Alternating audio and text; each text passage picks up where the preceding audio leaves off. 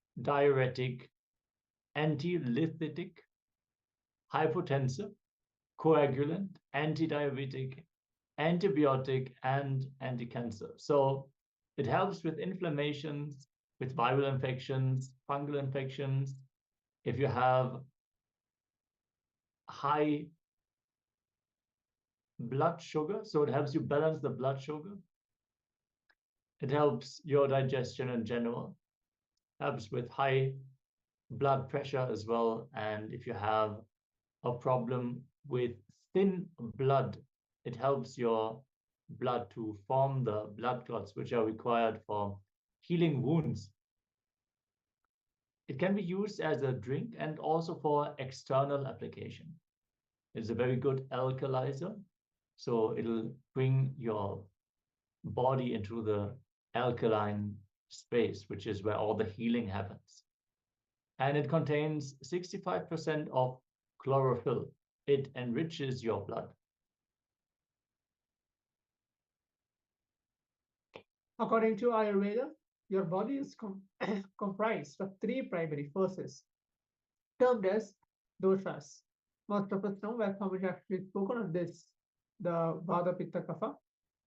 The state of equilibrium between the doshas is perceived as the state of health, and the state of imbalances is called as disease. Each dosha represents characteristics derived from the five elements, which is space, air, fire, water, and earth. All of us know everything comes under this Panchabhutas, the five different elements, including our body has the five different elements within ourselves, which is air. Again, repeating the air, fire, water, space, and earth within ourselves. These herbs are used to heal the diseases of the mind and body to live long completely.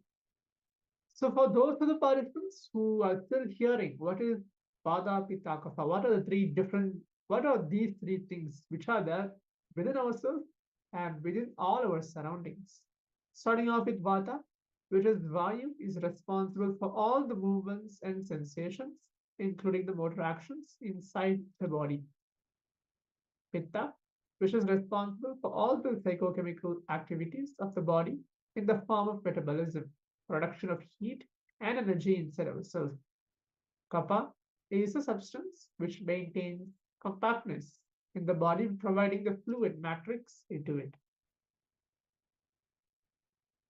So it detoxifies the whole system, the entire body, and helps to boost the immune system.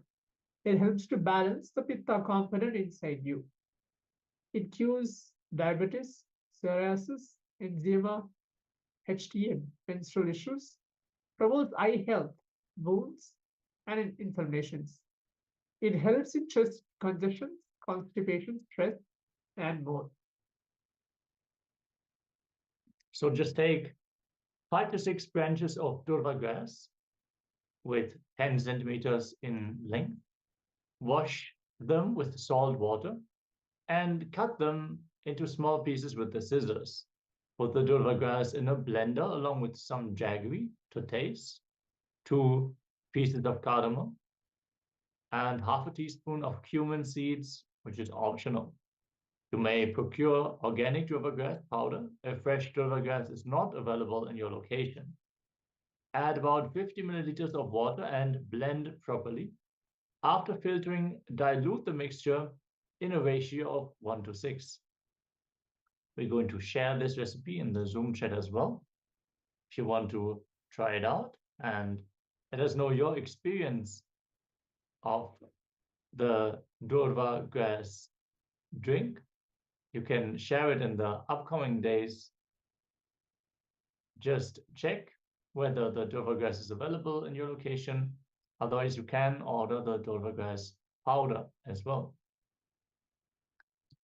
With this, we are already going to again move on to another round of power manifestation.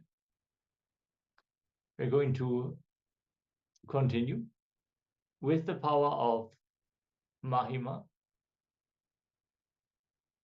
In this round, we're going to manifest this power once more for our own body height. So you can even declare by how much you want your body height to change. Measure the height of your body and just sit with Swamiji. Intensely feel his presence in your inner space.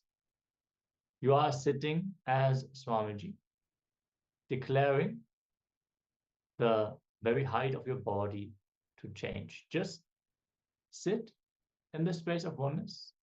That is the most important aspect of the power manifestation. It is not goal-oriented. It is all about manifesting the oneness with Paramashiva. That is the space from which all the powers simply manifest with the declaration. So connect to Swamiji, chant the Mahavakya. Om Nityananda Paramashivoham. Giving some time to measure your height first. Note it down. Make your declaration. And then simply sit and chant the Mahavakya as we enter into this round of the power manifestation.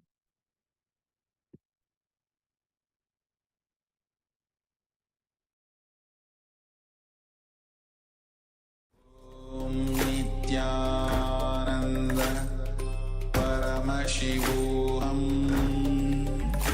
Om Nityananda Paramashivoham. Om Nityananda Paramashivoham. Om Nityananda Paramashivoham. Om Nityananda Paramashivoham. Om Nityananda Paramashivoham. Om Nityananda Paramashivoham. Nityananda Paramashivoham. Om Nityananda Paramashivoham. Om Nityananda Paramashivoham. Om Nityananda Paramashivoham. Om Nityananda Paramashivoham. Om Nityananda Paramashivoham. Om Nityananda Paramashivoham. Om Nityananda Paramashivoham. Om Nityananda Paramashivoham. Om Nityananda Paramashivoham. Om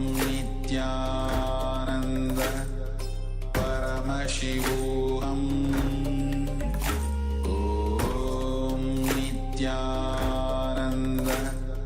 Paramashivoham. Om Nityananda Paramashivoham. Om Nityananda Paramashivoham. Om Nityananda Paramashivoham. Om Nityananda Paramashivoham. Om Nityananda Paramashivoham. Om Nityananda Paramashivoham.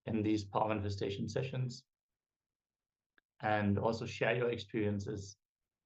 That is one of the points where from 2017, the Supreme Pontiff of Hinduism has put a lot of emphasis on us actually reaching out in social media and sharing our experiences, breaking these self-doubts, self-hatred, self-denial, those self-restricting patterns by just sharing our experiences openly in the social media.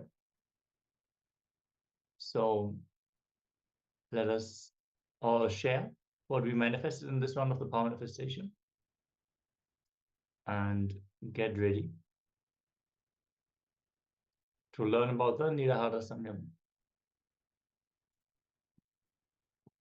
Yes, so now let's enter into the very topic of Nirahara Samyam. So what does Samyama means? Samyama means exploring and discovering your various possibilities and powers, being centered on a certain technique or spiritual process. Nirahara Samyama means exploring your body's possibilities without any external support like food or water. It is not fasting, it is awakening, rekindling the power of your biomemory to produce energy and food directly from air, water, and space.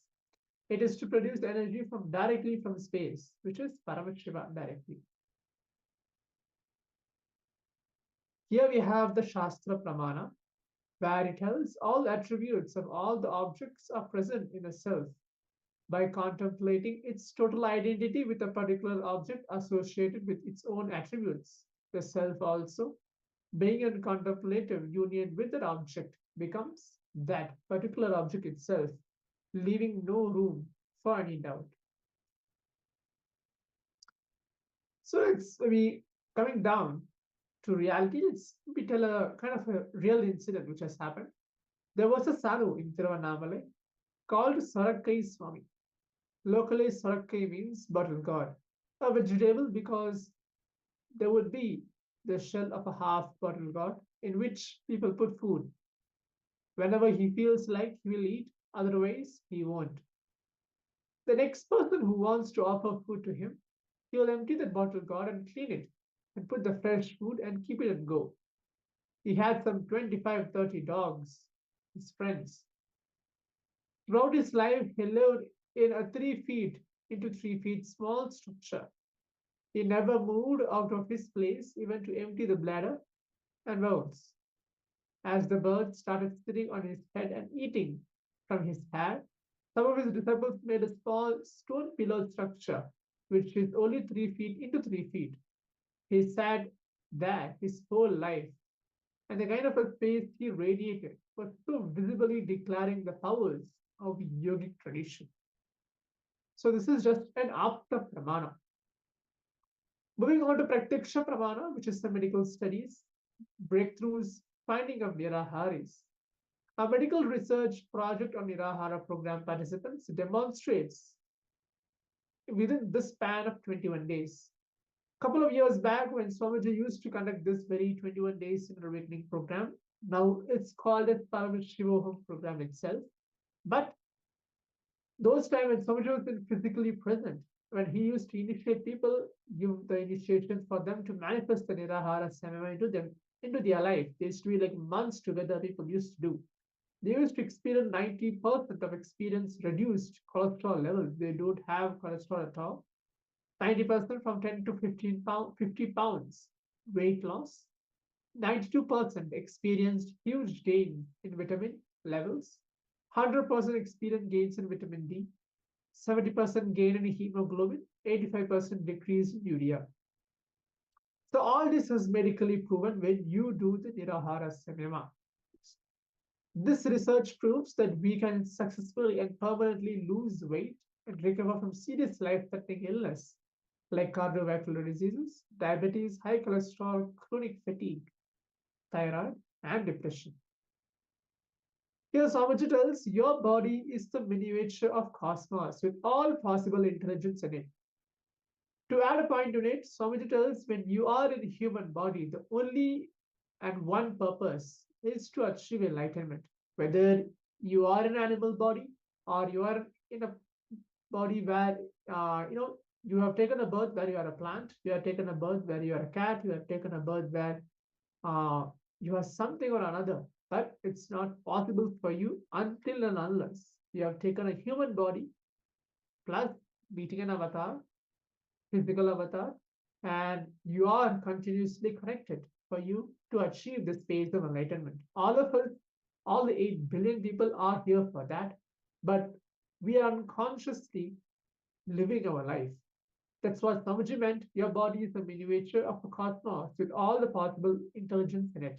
When all the intelligence that Swamiji himself has, we also have in it. He gives an example.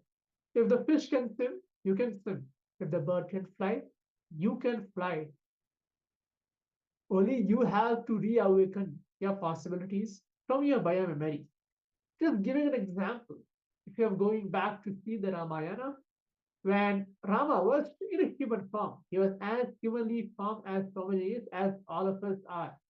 But when Hanuman comes to him as a disciple, even Hanuman was an incarnation, Rama was an incarnation.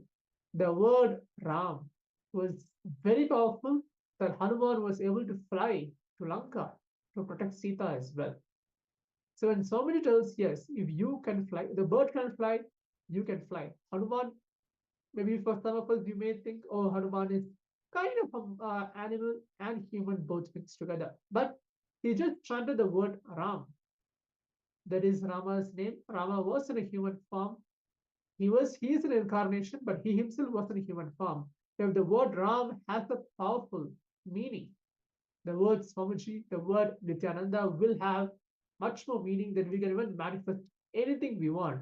That is what Swamiji tells, that it can reawaken your possibilities from your biomemory. So Nirahara Samyama is exploring and discovering all those great possibilities without any external input like food and water.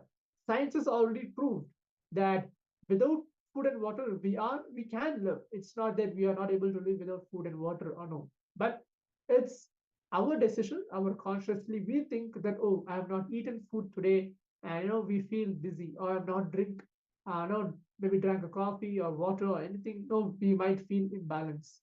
Those are the social conditioning which is put on us, but we can live completely without food and water. Here's how it is. My gurus, teachers, mentors all initiated me into this very great science of Nirahara Samyama. That is why during Swamiji's Parivrajaka Yatra, the 9 years where he was able to travel through the length and breadth of India, he was able to live without solid food for 9 years, not even once begged for food, even though he had a chance to get free food wherever he goes. He was able to live free food, means without any solid food for 9 years.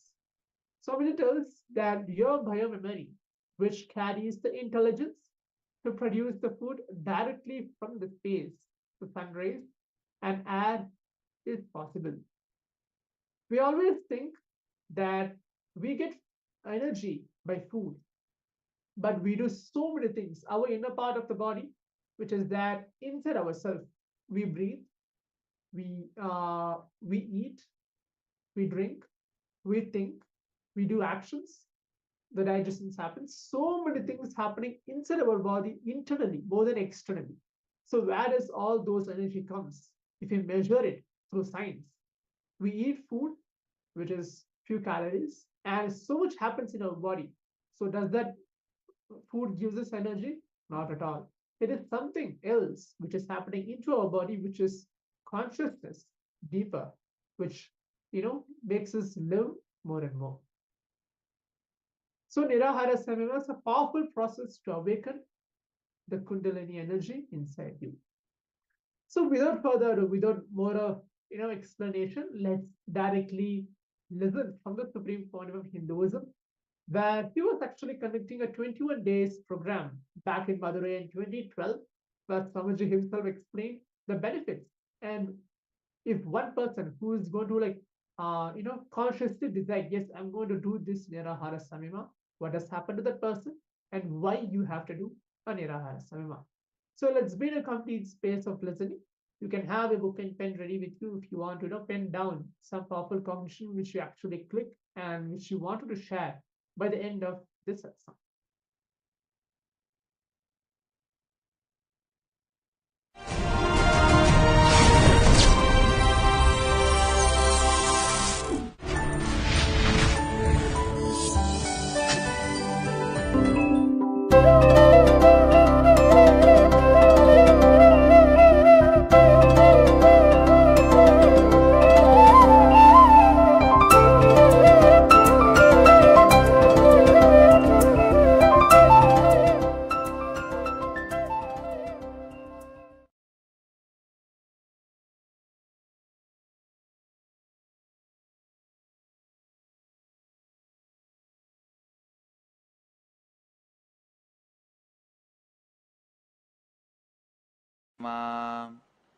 अस्मदाचार्यपर्यन्तां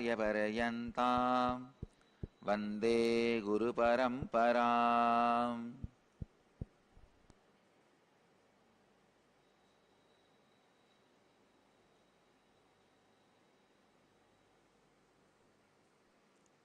I welcome you all with my love and respects. I welcome all the devotees, disciples, samajis, satsangis, waiting to be initiated all over the world at this moment in 740 places through Nityananda TV, 43 places two-way video conferencing having Nayana Diksha, in 212 cities in 26 countries around the world. Today I'll enter into the initiation directly. Please understand, Samyama means exploring and discovering your various possibilities. Being centered on certain technique or spiritual process, exploring and discovering your various possibilities and powers. Nirahara Samyama means in this exploration I am supporting you spiritually, helping you to explore and discover your body's possibility without having any external input like a food or water. Please understand. Your body is the miniature of cosmos with all possible intelligence in it. If a fish can swim, you can swim. If a bird can fly, you can fly. Just you need to rediscover those possibilities from your biomemory. Reawaken those possibilities in your biomemory. Samyama is exploring and helping you to discover all those great possibilities. Nirahara Samyama means helping you to explore and discover your possibility to be without any external input like food and water. First thing I want you to know, you cannot control your food and water through will. Even in your ordinary life, by will, if you try to control, instead of conquering the food patterns, you will create one more pattern of trying to control things by will, which is not good. So throughout this samyama, you will not be controlling your eating or drinking habit by will. Please understand. Here, no will is allowed. Only awakening of biomemory.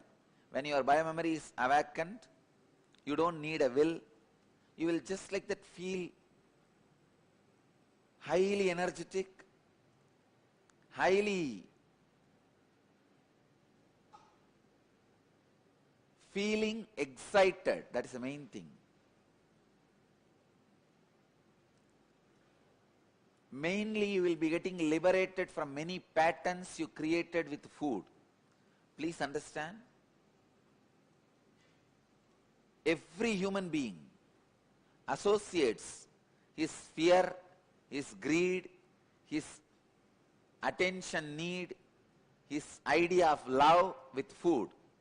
That is why if somebody gives you just one square meal, you feel, wow, this person loves me.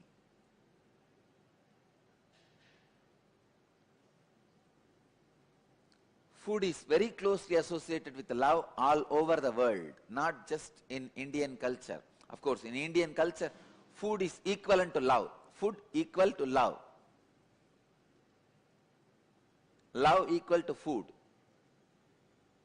That is why in Indian culture, whether it is a joyful sharing or suffering sharing, whether you share your joy due to some celebration, whether you share your sadness due to some death or loss, you share food.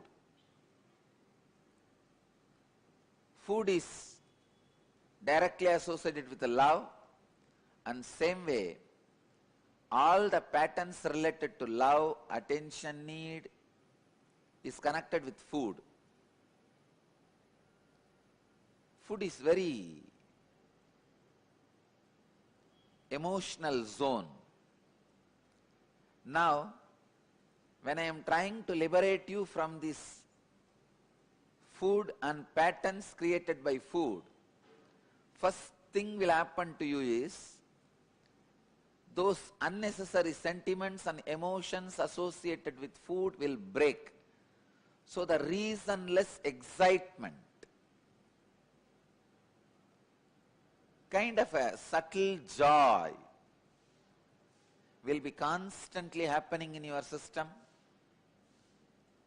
First instruction I want to give you in this foodless nirahara samyama is, you will not control by will. Thy will not use their will to control your hunger or thirst. No. You will not use your willpower to control your hunger or thirst. Please understand, in this whole game, if your will comes inside, it will replace food. You will not be successful in niraharatva. The purpose of the samyama is to awaken your own natural intelligence of making food out of natural resources like sun rays, air, and the prana which is directly available to you from the space. Please understand. As I expressed in the beginning, if fish can swim, you can swim. If bird can fly, you can fly. If plants can make food directly from the air and sun rays, your body can do that. Every extraordinary capability is inside your biomemory. Every extraordinary possibility is inside your biomemory.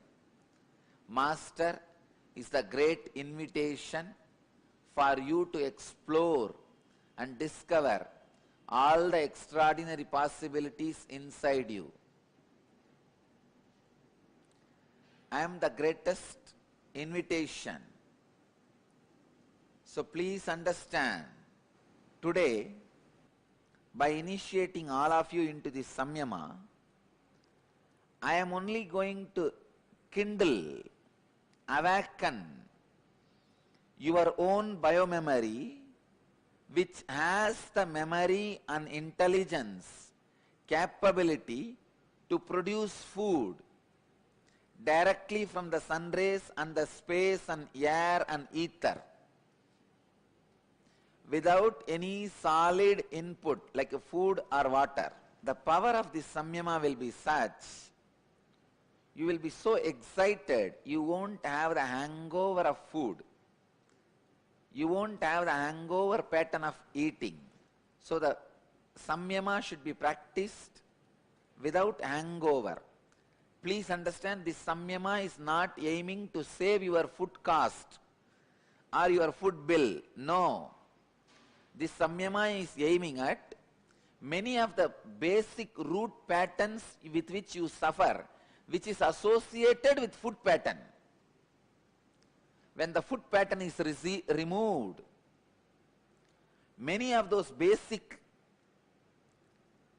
emotional patterns with which you are suffering is broken and you are liberated. Many of your fear, your greed,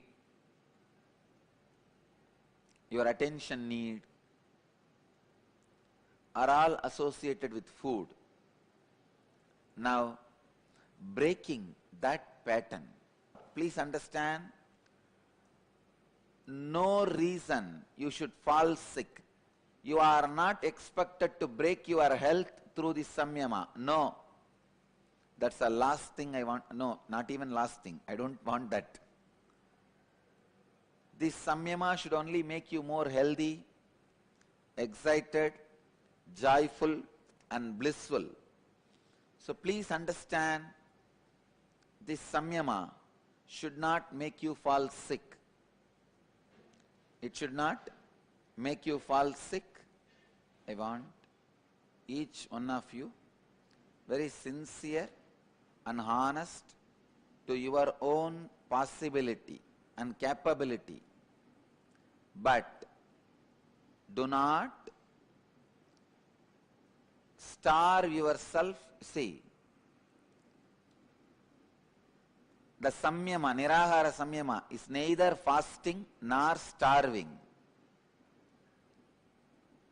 It is completely different. It is just awakening your capability to produce food directly from the sun rays and the air.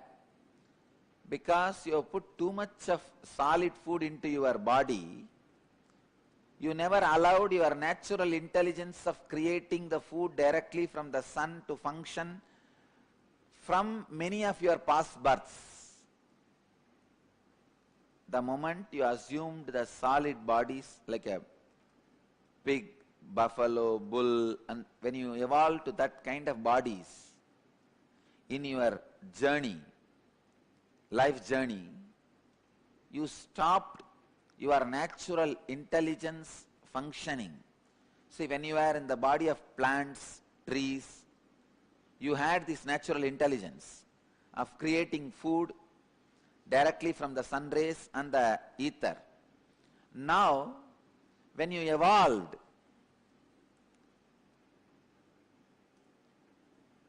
your body to the next level, like animal bodies, because of your taste for the solid food, putting so much of solid food into your system, you made your biomemory forget that original intelligence of creating food, creating energy out of sun rays and air and space and ether.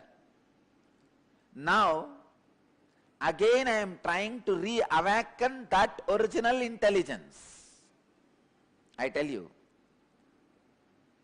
today what I am doing will be successful, because by the divine grace, by the grace of Kala Bhairava, we are successful in initiating this samyama into at least dozens of disciples. I tell you, this is the greatest service to humanity than giving Annadana. Annadana can be done by anybody. This is the greater service than Annadana. So Mahakala, the Lord of Time, will be the Adhigara Devata, means deity for this Samyama. It is not just extraordinary power, it is getting into a new consciousness. When you are free from the patterns of food, such a new consciousness will be awakened. I bless you all. Let you all achieve, experience, live, express, radiate, share, and explode in eternal bliss. Nityananda.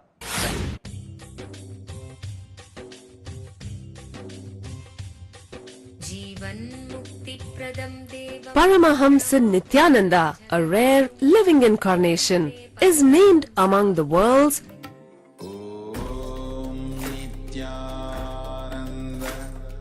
Paramashivoham. Om Nityananda.